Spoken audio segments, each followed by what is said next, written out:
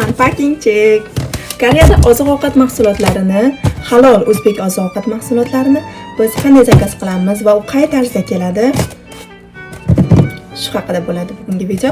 Maxsus ilovalar orqali buyurtma berganimizdan so'ng 1-2 kun ichida mana shunaqa termobokslarda yetkazib beriladi. Ochib ko'ramiz.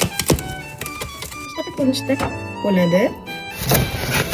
Mana shunaqa ajoyib upakovkada keladi, muzlatilgan mol go'shtining old soni 1 kilolik va yana bitta 1 kilolik go'shtining old soni 2 kilolik halol tovuq go'shti akarachka. 2 kilosi bizga 10 ming wonga tushdi, 10 ming, 10,5 ming wonga tushdi. Bu taxminan o'zbek so'mida 100 ming so'mlar atrofida bo'lishi kerak. Va mol charbi yog'i. Biz buni asosan somsa xamirlari qilish uchun buyurtma berdik. Qani ko'ramiz bu qanaqa ekan. Lekin ko'rinishi juda ham ajoyib.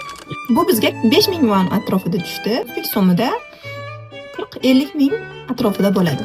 Mol go'shti, laxm bizga 17 ming won atrofida tushdi. Bu taxminan 160 ming atrofida bo'lishi kerak.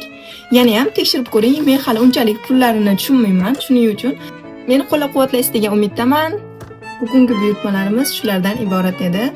Meni kuzatganingiz uchun rahmat. O'ylaymanki, sizga foydali bo'ldi. O'zbekistonda biz bu go'shtlarni qanchaga sotib olgan bo'lardik? Sizda narxlar qanday? Kommentariyada yozib ketsangiz, xursand bo'lardim. Keyingi videolarda ko'rishguncha, xayr.